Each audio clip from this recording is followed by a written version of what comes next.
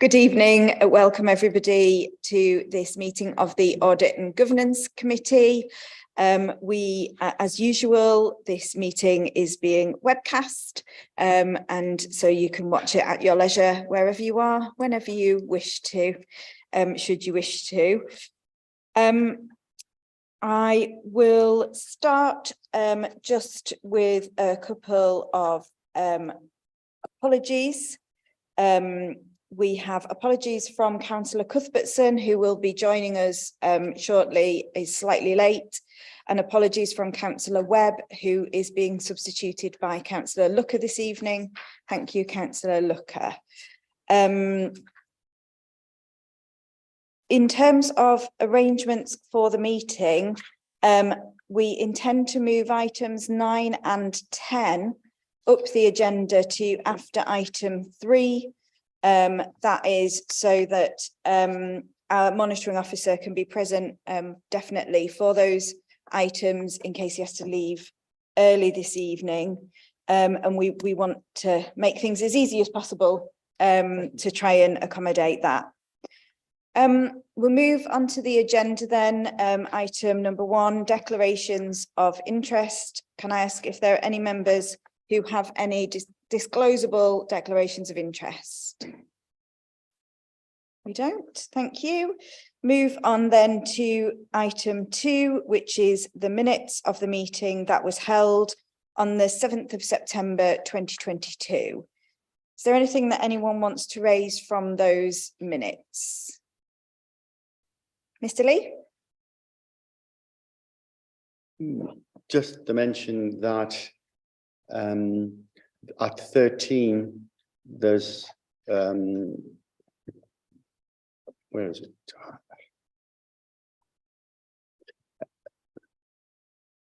UK KCRs 1, 9 and 12 provide feedback requested. So there's an item that is outstanding. Debbie, I think you had said that you take that away. I'll pick that up. Sorry, I thought that had been dealt with, so I'll pick that up. Brilliant. As part of the discussion during our meeting last time, we also had a really helpful suggestion from Mr. Lee about having an action log that travels with us. And I've been speaking to the new monitoring officer, now he's in post, and we will be implementing that. So we'll have an action log that is presented to every meeting with the actions that are outstanding, any that have just been completed, and once they've been reported to the committee as completed, then they'll drop off the action log, and that's just to help us keep track and make sure that nothing gets lost in between meetings. So thank you very much for that. It's a really helpful development, and that will be implemented for future meetings. Anything else from the minutes? Is everybody content for me to sign the minutes? Marvellous, thank you very much. We move to item number 3, public participation. We do not have any members of the public registered to speak this evening. So we'll move swiftly on, and we will move to item number 9, progress against the action plan prepared in response to the public interest report. Thank you, Chair. So members will have in front of them an update report in relation to the action plan. The basic thrust of that report is that all actions listed on the action plan have now been completed, and I would therefore encourage the committee to note that that action plan is now concluded and no further reports in relation to it will be brought. What I've also done in the report is set out that in addition to those steps that were set out in the action plan, we've taken a number of additional steps. So obviously members will be aware that the Local Government Association paid the council a visit earlier on in the year, and they will have another scheduled report coming to this committee in early 2023. We've also run additional training sessions for members in relation to the new code of conduct. But also there's substantial work that's going into preparing a comprehensive member induction programme, which will be delivered immediately after the elections in May 2023. That programme will cover a number of things. I've listed a number of them in the report at page 300. It's listed at page 332 under paragraph C. Part of that induction will be that all members will be provided with the IT equipment that they need to undertake their role. So all members will get a laptop, all members will get a mobile phone. They will be provided with IT training on how the software on that is to be used. So that will allow the council to transition into everybody using the council email accounts that everybody should be, because obviously at the moment, not using a council email account for council business causes us some data protection risks, as our data protection officer down at the far end will have small conniptions about. It also means that everybody can connect through Teams, which then means that we can start to rationalize some of the extraneous systems we use. Microsoft Teams will provide all the functionality that we need for undertaking electronic meetings. And it then means that everybody is running on the same system. I appreciate that potentially that means everybody has an extra mobile phone. It's something of a challenge, but it just means that everybody has the equipment that is necessary. So that will all be delivered in May next year. Obviously, because it's a whole council election, there won't be the ability for committees to run or non-executive committees to run until we've had the annual meeting. So there is a period of time. I would encourage all members to note that we will be making all of that induction programme mandatory. So all the training that we will run will be mandatory for all councillors, irrespective of their length of service, because a refresher never hurts anybody. And as your chair has pointed out when I'm in conversation with her earlier, it means that some of the new councillors, and doubtless there will be some new councillors next time round, will get to learn from some of the councillors who've been here for a while. So it's about knowledge sharing as well as people getting to understand how systems work. So unless I can assist any further, Chair, I'm happy to take any questions. I can see a question developing to my left. So Councillor Fisher. Two questions, two parts. One, will members have oversight of this before the actual it is finally approved, so we can just check that we're entirely happy with it? And the second question, I fully appreciate the idea of mandatory training, and if I'm re-elected, I will certainly be very happy to undertake it. But how will we enforce against members who decide they don't want to undertake mandatory training? Because I don't see there's a way we can do it. So to take those in order, yes, absolutely. We will be providing a copy of the finalised induction programme back to this committee, probably in its January meeting, because by then we need to finalise the programme. In terms of what we do about members who refuse to attend what we term mandatory training, sadly, there's very little we can do about it. You know, we have to be open about the fact that subject to there being one or two committees which absolutely require training, so licensing committee is one of them. We cannot prevent a member from refusing to attend training and then turning up at meetings and making decisions. But I think if all members start from the premise that everybody around the table and everybody who is newly elected or re-elected at in May should be attending all the training, then there is hopefully a collective pressure on from all members that you need to turn up, you need to do the training, and then everybody's got the same knowledge. Thank you. Councillor Looker and then Mr. Lee. This isn't really a question, this is a sad comment. I have spent, I don't know how many long years in council. I have never had induction. You dived in when I was on North Yorkshire County Council back in 1985. They dropped you in and you sank or you swam. I hope I have swum by now. But as I am retiring, I shall miss this wonderful induction. But can I just say to all members, if I was coming back for a 40th term, whatever it is, I would be doing it, because I do think it is never too late to pick up good ideas, new ideas. I think induction is very important, whether you've been on the council forever or whether you are a very brand new member. So it's congratulations. And I'm sorry, I shall miss it. You must give me a little leave. We can invite you back for it if you wish. Mr. Lee. Some of it's comments, some of it's a backstory issue, I suppose, but I would have thought that group discipline was an issue for resolving this issue, which is that if a group accepts that they have got councillors in it, and as a body they are meant there to serve the population, they ought to be able to do something about any of their individual members who are not following what is being described as mandatory training, because that's a problem for the image of the group and it's a problem for the image of the council, should that happen. And equally, I presume the groups decide who among their membership does sit on committees. So they could have some impact on committee membership by determining that if people are not meeting mandatory requirements, then they are unlikely to be nominated to serve on some or any committee. So that's a processy thing.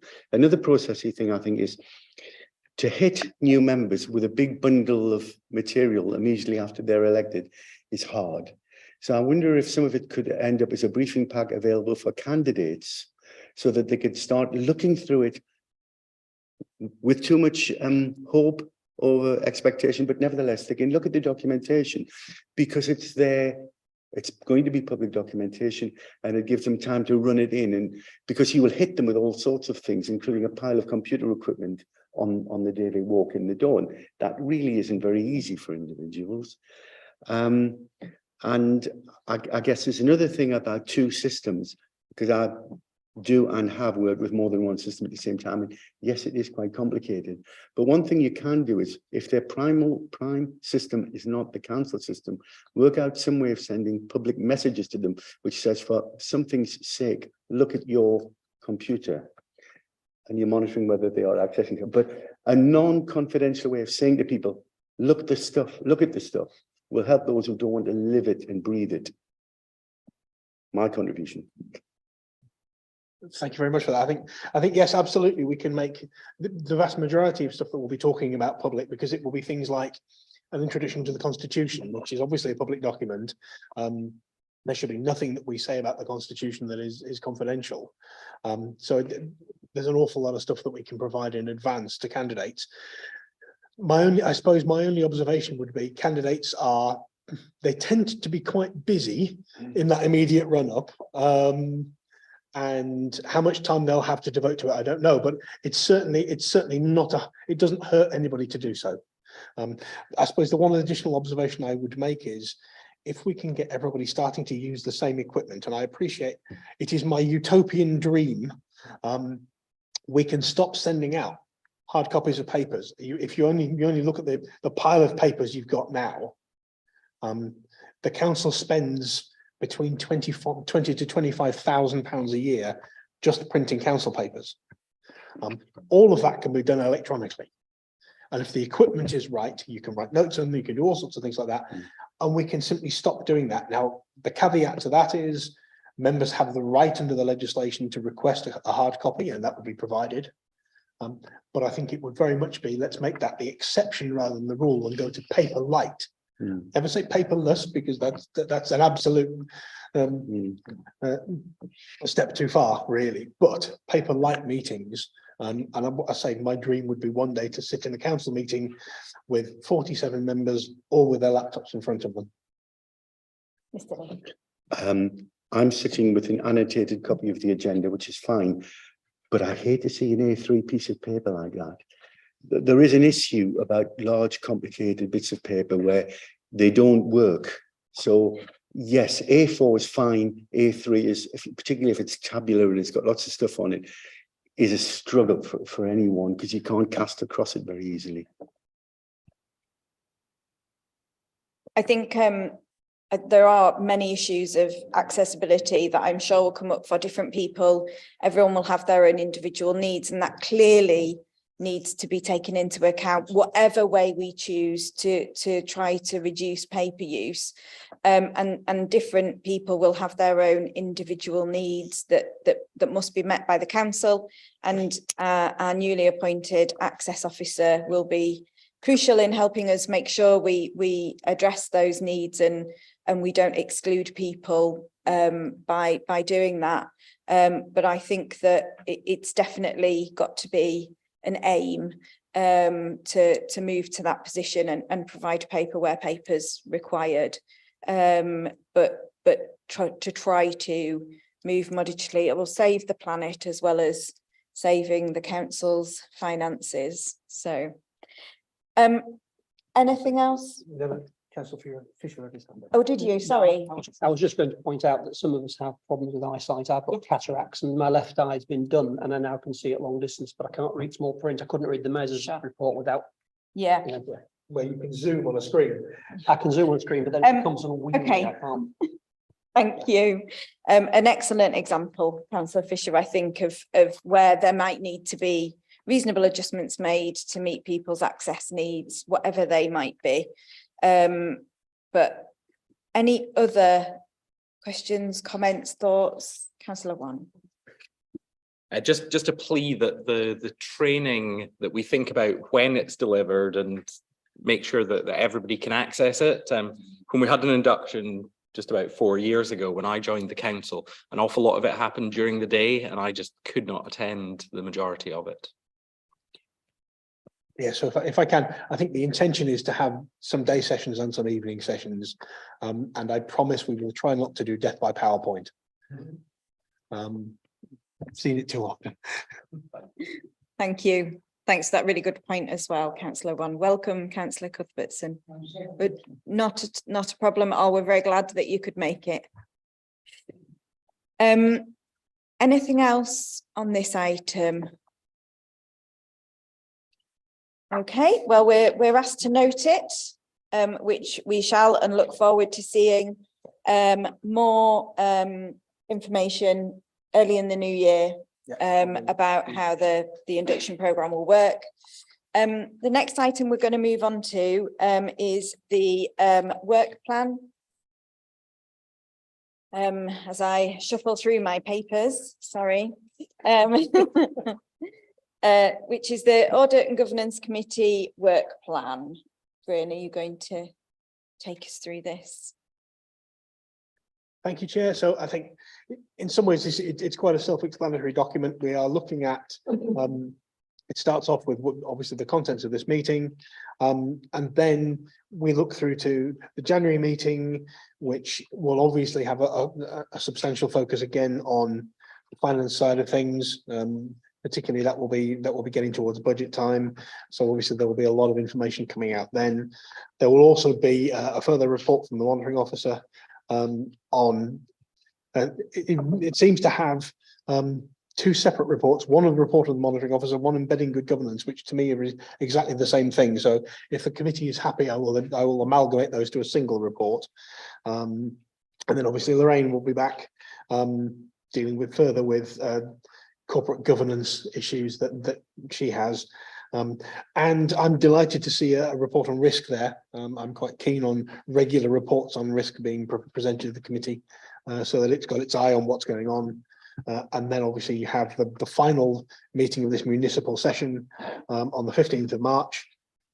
Again, risk plus the usual updates from internal audit and another report from Lorraine. I'm happy to take any comments and questions, Chair.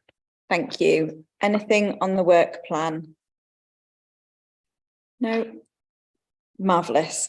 Thank you very much, everyone, for bearing with that slight readjustment of the agenda. And thanks especially for just waiting for us. But we are now moving on to item number 4, the corporate governance report. Good evening, Chair Committee.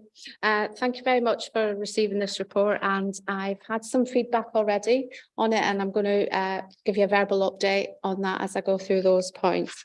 So this report provides you with the update on the performance indicators across corporate governance.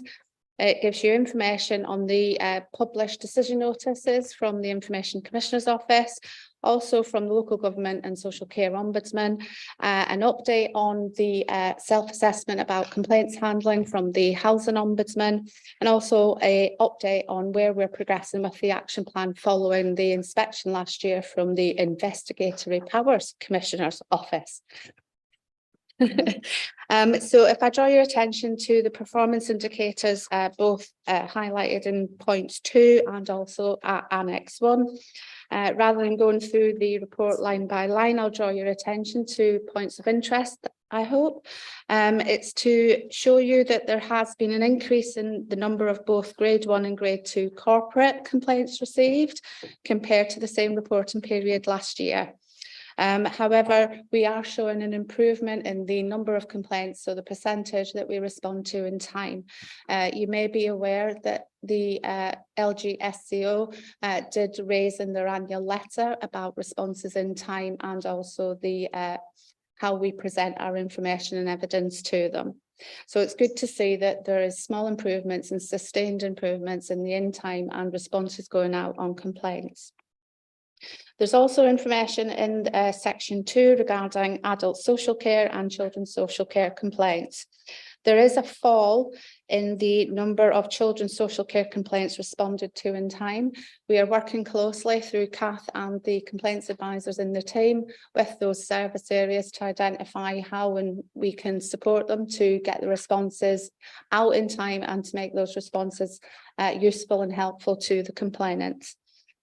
And also, if you can see in the table, again, there's been an improvement in adult social care complaints on how they are responding and in time regarding those.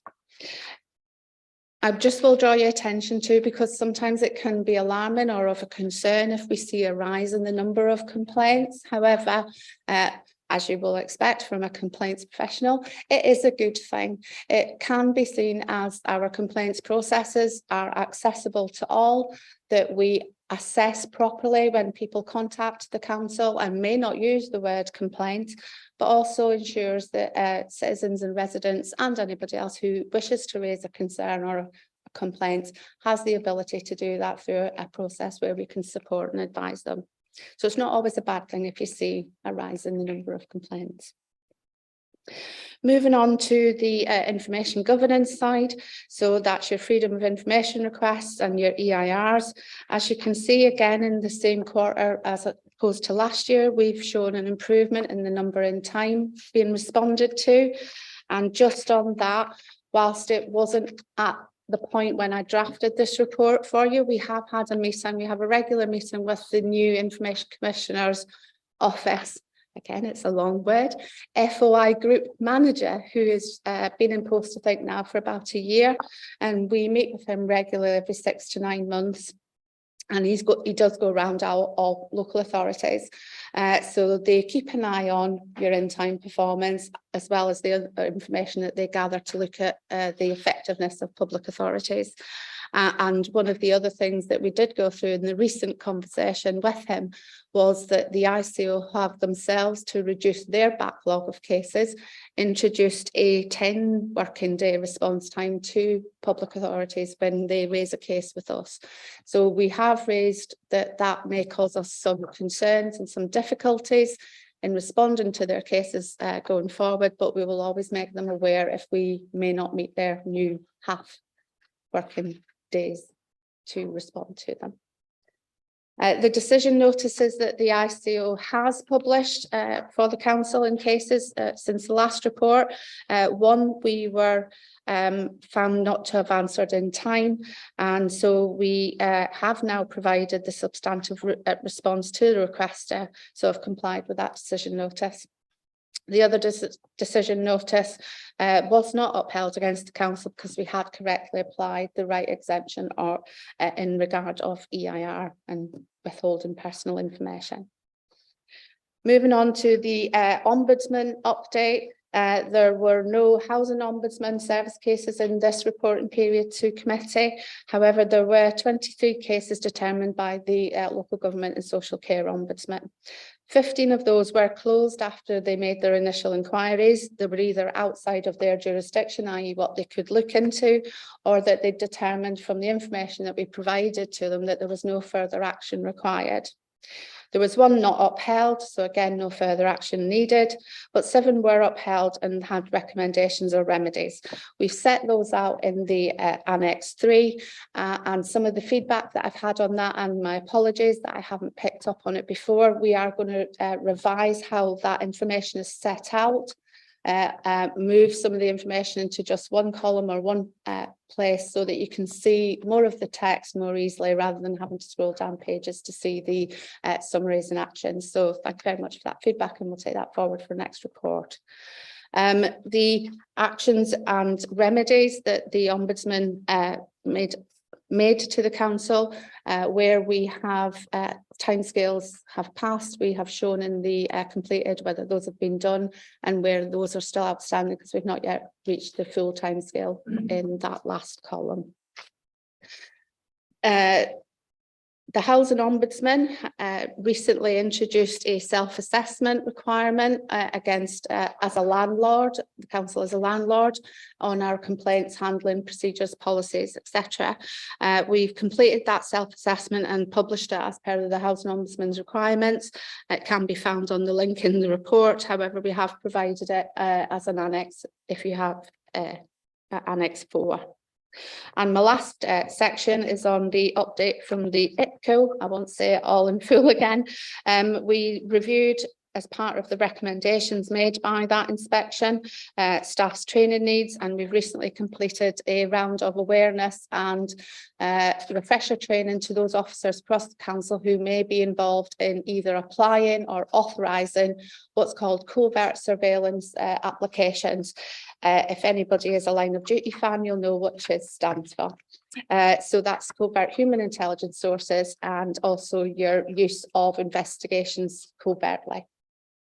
That also covers where we may be using covert surveillance techniques and may need to go through that process and get the approvals in areas where we may not immediately think that we're undertaking covert surveillance. So, for example, if you go onto social media and you look once, that may not be termed as covert surveillance. However, if you go back to it or you stay on a long time and look through, that may very well be covert surveillance of an individual. So we're looking at increasing knowledge and awareness and the following the correct procedures to ensure that we are doing non-rippers in the correct way. So I've reached the end of my report. I'm more than happy to take any other questions. Thanks very much. Any questions on this item? Councillor Loker. I was looking at page 9. I mean, I don't have, as you quite rightly say, I'm not too worried about the number of complaints because in some ways that's a good sign. It does show people know how to access the system. But what does concern me is the speed of the response. And that seems to me, particularly in children's social care, to have slightly got worse.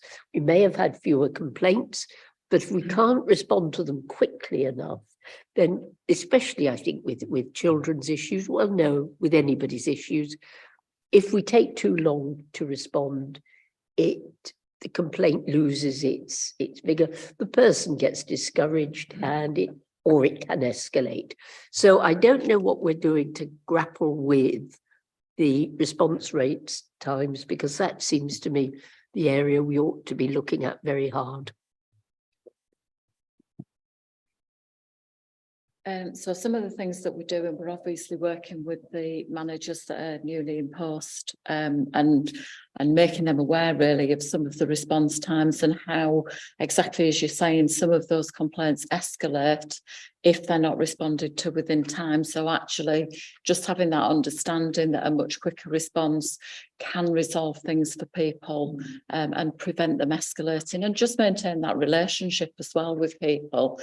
But we're also looking at things like our templates that we use and the guidance that we're using around the investigation investigations and how we can support the managers with being able to do the investigation, but also get that response out, and maybe helping them with doing some of that, putting the response together in a way that makes sense to a complainant and doesn't necessarily understand the council's procedures. Because I think sometimes that's where it becomes difficult, is putting that into everyday language that can be understood. So we're trying to do some more of that work and help people with that. Thank you, Mr. Lee. It's just a slight discomfort with the increase in complaints is not a cause for concern. An increase in numbers may not be a cause for concern if action has been taken to encourage people to do something. There is another form of complaint, which is because things are going wrong. So it's not true you can have an increase because you've actively sought to encourage people to complain to help you improve services.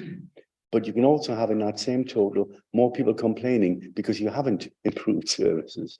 So it's a little more complicated than saying an increase is not a cause for concern. It may not be, but it may be. Lorraine, did you want to come back? Yes, I apologise if I wasn't clear in my verbal update. Absolutely, I take your point. There is obviously, when you're looking at the figures around complaints received, you have to drill down and understand what has led to that increase. However, my intention was to encourage and provide some comfort and confidence to committee members that solely seeing an increase shouldn't be a cause for just to be concerned. It's about understanding and looking at all the different factors that lead to this. The increase shown in this last 2 reporting quarters is also because if we moved from that 3-stage hierarchical complaint process last year and moved to a 2-graded system, meaning that people can escalate and go through and be assessed on the nature and the complexity of their complaint, rather than just being taken through a formal process of you go in at stage 1, you go in at stage 2 and stage 3. So absolutely, I will make sure that I choose my words and explain better in the next report. Thank you. Anything else that anybody wanted to pick up on from that? No? Well, thank you very much as ever, Lorraine and Kath, for coming and explaining to us what's happening. And I think, you know, my note from that is that we have moved to quite a different system for registering, logging, dealing with complaints. And what's gratifying to hear, I think, is the focus on making sure we pick everything up as a complaint that is something where somebody is unhappy with what's happening in any way, shape or form, even if they don't use the word "I want to complain." So thanks for that, it's really helpful. Okay, we will move on to audit completion report. If we have Mazars on the line, do we have you with us? Yes, you do. Thank you, Chair. Hopefully you can hear me. Yes, wonderful. Go ahead, Mark, and take us through this. Yeah, thank you, Chair. I'm Mark Kirkham, partner with Mazar, the City Council's external auditors. Item 5 on the agenda is our audit completion report. It sets out a summary of the findings of our work in relation to the audit for 21-22. At section 2 of the report, the status of the audit section, there is quite a long list of work where further progress was needed before sign-off, and Mark outside the committee in a little while on that, Chair. But also in that list, there is an obstacle that prevents us signing off the City Council's audit opinion at a time that we would be able to, and that's the item that's referred to under the audit area, infrastructure assets. And there's a good description of what that obstacle is in the outstanding matters column. But just to reiterate, that isn't an issue that only affects City of York Council. It's a national issue. I know very few local authorities that keep records in sufficient detail to keep the infrastructure asset item in the balance sheet and meet the requirement to record gross value and depreciation in a way that's required by the CIFA code. So very much the exception of the local authorities that are able to do that and comply with the code. Anyway, I said I would hand over to Mark outside to take you through the list of outstanding items. Mark will also go through the key messages from the other work that we did on the audit. Thank you, Mark. Thank you, Mark. Hello, everybody. As Mark said, I'll take you through the rest of the report. If you look at section 2, and as already mentioned, it does include a list of outstanding items. The first two being the two national issues Mark's already discussed, one in regard to infrastructure assets and the other in regard to whole of government accounts. So we plan to resolve these early in the new year once the relevant guidance has been provided. Since preparing the report, we have cleared or are finalising most of the items listed on page 9 of our report. And the majority of items on page 10 are our standard audit clearance closure steps, which will be completed once the infrastructure and WGA issues are resolved. Section 3 of the report confirms that materiality was set at £7.8 million. This was down from 9.3, which we had suggested in the planning stages, and we have not changed our approach to the audit as at the year end. We have highlighted EY and Link as new experts in regard to the council's PFI and minimum revenue provision. So we will be doing some work in that area too. Section 4 provides an update on our findings in regard to the significant risks that were included in our audit plan. Upon completion of the items listed in section 2, we expect to have nothing to report in regard to management override of controls, revenue recognition, or the pension liability valuation. And our work on property valuations is all but complete other than the infrastructure issue. We have reported one error in regard to that and a control recommendation, but generally nothing to worry about in that regard either. Page 18 of the report also highlights some issues that we've discussed with management this year.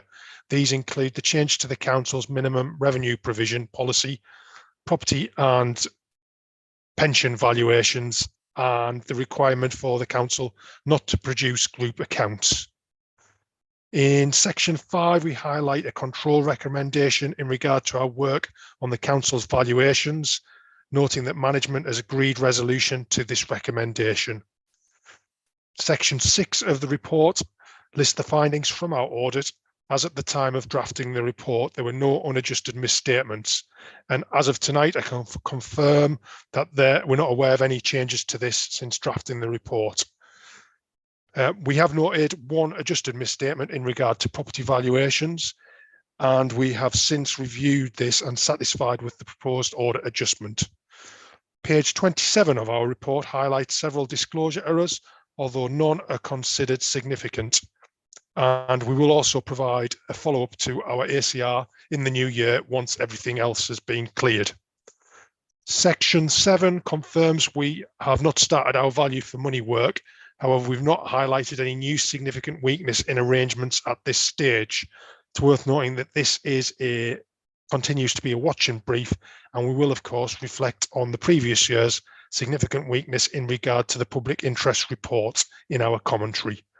Again, we'll plan to report this in the new year upon resolution of the infrastructure and the WGA issues. So that concludes our presentation. Happy to take any questions. Thank you very much, Mark and Mark. Any questions from members on this one? Councillor Cuthbertson. Yeah, thank you, Chair. The item, sorry, I've just lost my place from it. At the beginning of section 2, the two items at the beginning of section 2 appear to me to be either a once-off set of problems, or they may continue.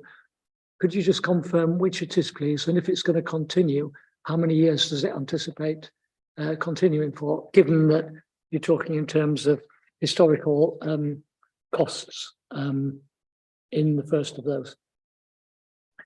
Yeah, thank you for the question, Councillor Cuthbertson. And in terms of the infrastructure assets, we're expecting local authorities to be informed of what the proposed solutions are next month, with a view to us being able to sign off outstanding audits for 2021 and your audit for 21-22. So on the basis of the information that we've got, we don't expect that infrastructure assets issue to continue, but that's subject to the agreement of solutions by other parties, so not part of our control arrangements. The same point applies to the whole of government accounts. It's for the National Audit Office to issue instructions, and our influence over that particular body is limited, as you might expect. Thank you. I thought you might be going to say something like that. Thank you. Any other questions for the auditors? No? Excellent. Thank you very much, and thank you, Mark and Mark, for taking us through that, and we look forward to hearing from you again in the new year. Thank you, Chair. Thank you. Move on now to the draft accounts. And there obviously is a narrative following through here relating to those two items that have been discussed. So Debbie, do you want to take us through where we're at with the accounts? Yeah, thank you, Chair. So you've just heard from the auditors on the key areas that are outstanding in terms of some of their work that needs to be completed before we can ask you to formally sign off the accounts. And so the accounts remain in a draft format until all those issues are resolved. In the report at item 6, you've got a bit more detail about some of those issues, and then the accounts themselves are attached again. And what we've done is highlight any changes that have been made since you reviewed the draft accounts in June this year. What we're asking the committee to consider is delegating the final approval of the accounts to the chair in consultation with the vice chair, subject to there being no other amendments beyond those two sort of national issues that Ms. Az have just referred to. Well, actually, it was the PFI issue and the infrastructure assets issue. So I think Ms. Az have already taken you through the changes, and so the accounts are just here again for your information, and to let you know that we have put a notice on our website today, just because the account should be signed off by the 30th of November. Nobody is getting their account signed off by the 30th of November, but we have put a formal notice on our website explaining that the state of the accounts is that they're in draft, and hopefully we'll be able to get that resolved in the new year.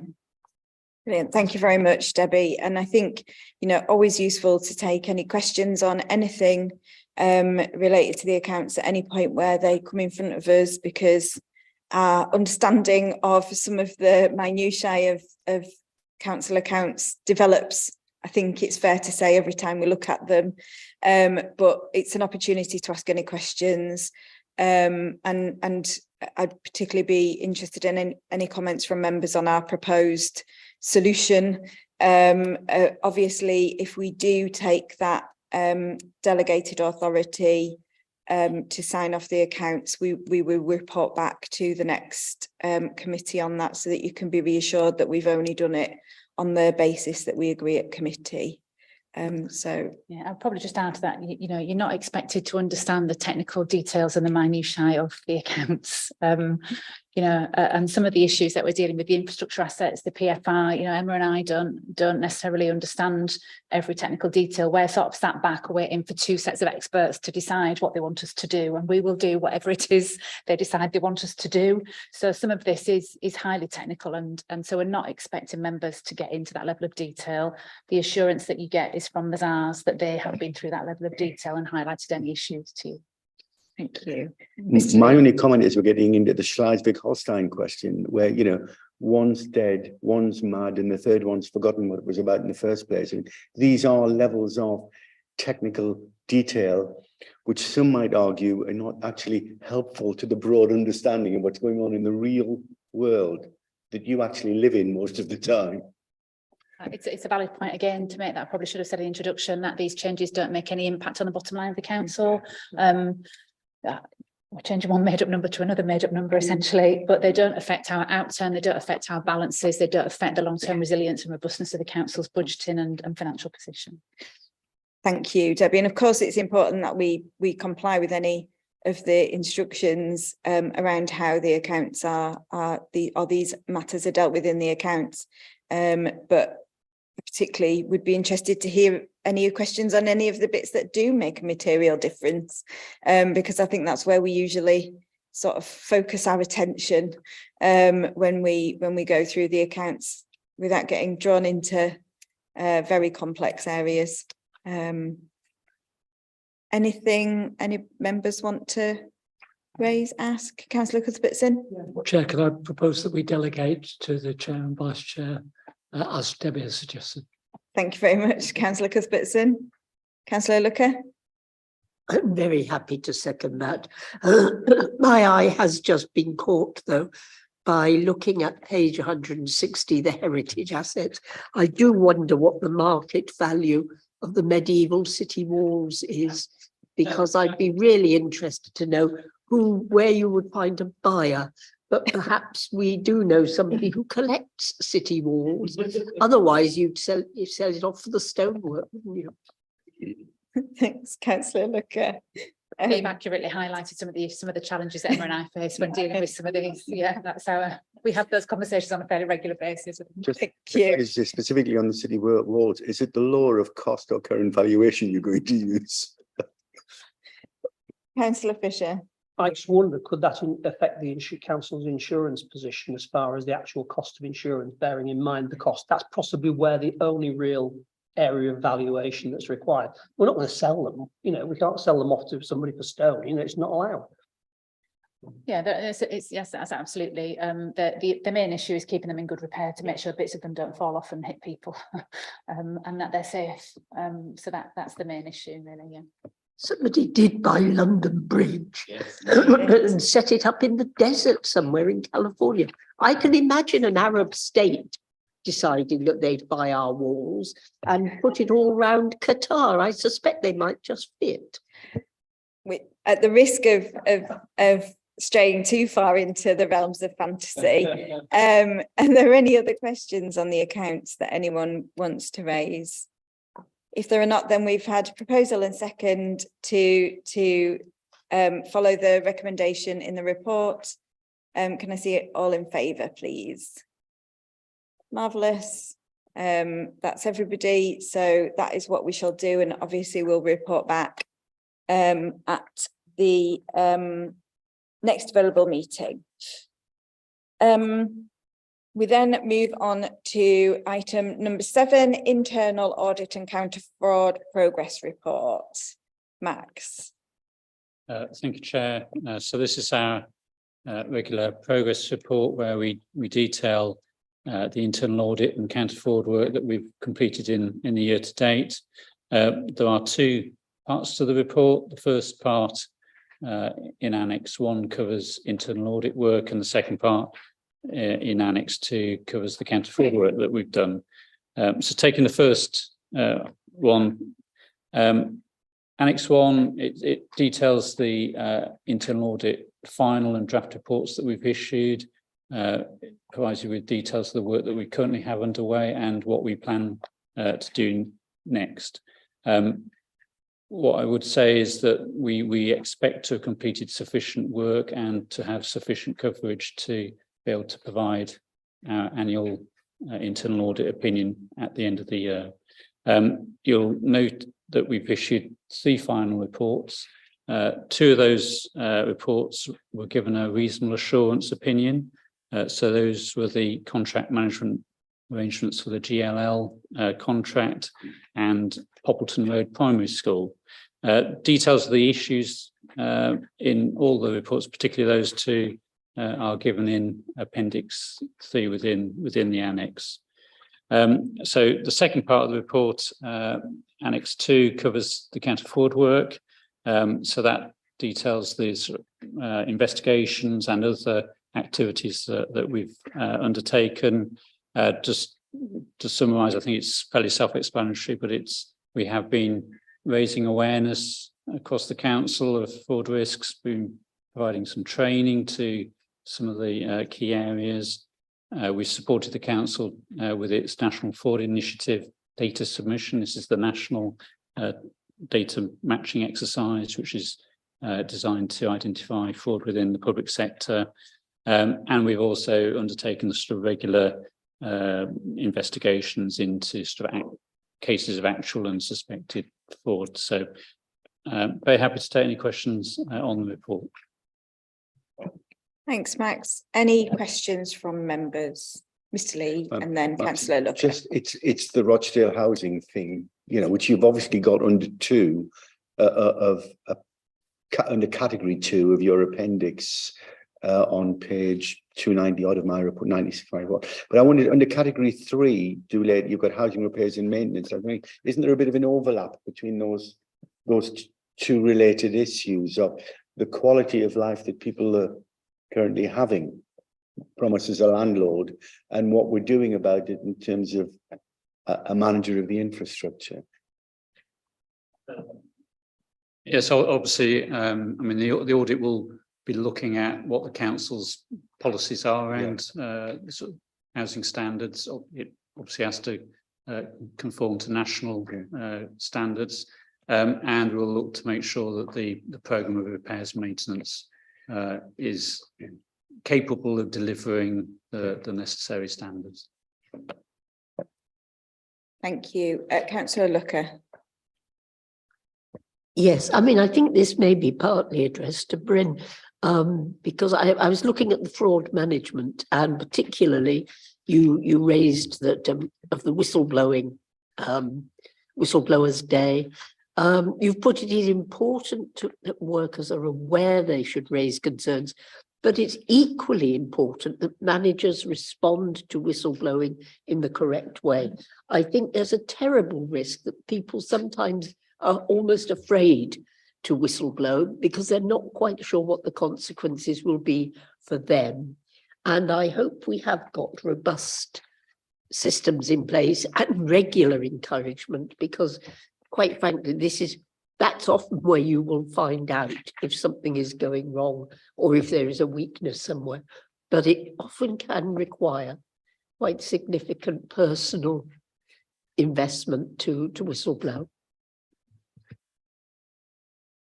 Did you want to come in, Max? And then I'll just say, we undertake awareness activities to encourage people to report concerns, but as well as the policy, there is guidance for managers about recognising when a concern is being raised and what to do in those circumstances. So we do provide that.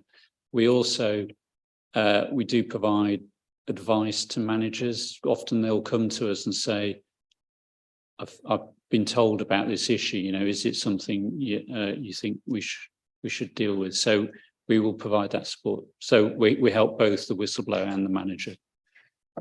thank you. Bryn, is there anything you wanted to add? I think all I would add from the perspective of the monitoring officer is that the legislation is clear that if somebody is a whistleblower, they should suffer no detriment as a result of that, as long as that whistleblowing is done in good faith. It doesn't have to be correct, as long as somebody believes it, and I will absolutely stand behind that right. You know, whistleblowers have a crucial part to play in ensuring that the council sticks within the law. So I am explicitly clear that if somebody makes what they believe to be a whistleblowing report, a disclosure report, then they will be protected so far as we possibly can. It's not always possible to protect the identity of a whistleblower because teams will often talk between themselves and can work it out. But certainly, you know, we will protect them so far as we can, providing it's been done in good faith. Thanks, Bryn. Anything else? Anybody wanted to raise? No? Okay, thank you very much, Max. That is noted. And just before we move to the next item, Councillor Fisher's just asked that we hop back to item 7. Yes. Is it in 7? No. 6. Item 6. Sorry, I'm getting confused now. He's just got a point to make on item 6, which I think could be helpful. Sorry to drag us back, but I know the annual government statement is part of the accounts. I thought we might discuss it after we dealt with the sort of key things there. The one thing I will say about our annual government statement, I think I made the same point last year, it doesn't make reference to consultations and relations with parish councils, which is an issue which I obviously been a chair of a parish council. I do consider. I did a complete check of it. I put it in Word and checked for it. And the only time they mention parishes at any point is under the Joint Standards Committee, which covers both city and parish members. And we talk about all the other groups we consult with. We don't talk about parish council. I do think we should make some reference, just because I know some parishes are a little sensitive about it. That's fine. I can pick that with Bryn separately outside the meeting, and we can come up with something on that. Brilliant, thank you. Thanks both, and thanks for bearing with us as we hopped back. We'll move on then to item number 8, Treasury Management Mid-Year Review. Yeah, so as I think most of you are aware, it's a statutory requirement for us to report to members on treasury management activities. So this report just briefly outlines some of the issues and treasury activity during the year, well, up to the end of September, so the 6-monthly review. You've got a brief covering report, and then the annex is the report that was presented to executive on the 22nd of November. So clearly it's been a turbulent few months, hasn't it, in terms of national politics and the economy. But what I can assure you is that we have continued to invest cautiously in line with our security, liquidity, yield priorities. Returns are slightly higher than they have been. We're closely monitoring inflation, interest rates, those kind of issues, but cash balances have again been higher than forecast. And I think we outlined somewhere in the report why that is. We got a number of government grants unexpectedly towards the end of the last financial year, but that's meant we've again been able to delay taking on any new borrowing. So no new borrowing has been taken on so far in the year, and that has delivered us a small saving in terms of saving on interest by not taking on that borrowing. Whether or not we can maintain that position for the rest of the year, well, we keep a very close eye on it, as I think we've mentioned before. So we're monitoring that on a daily and a weekly basis just to see how things go. But despite the kind of turbulence in the wider economy, there hasn't been a lot of turbulence in terms of our treasury management. It's all been very steady state. So there's nothing particular of concern that I need to draw your attention to. Thanks, Debbie. Any questions or comments from members? Councillor Fisher. Thank you. I noticed you on page 320 report about the investment of cash balances and the average increase in rate. Do we have any rough estimate of how much that's going to contribute to the council's funds? I don't actually. I should have that information. I normally work that out before the meeting, and I've totally forgotten about it. Yeah, I will. It's just because obviously every penny counts. It's not a huge amount. No, I didn't think it would be, but you know, I did a rough 6 month, possibly £100,000, which would be very beneficial if we could get it. But yeah, it's good to know you're following the, you know, you're actually checking these things and investing our money wisely. Thanks, Councillor Fisher. Any other questions, comments on treasury management from anyone? No? Then that is also noted. Thank you.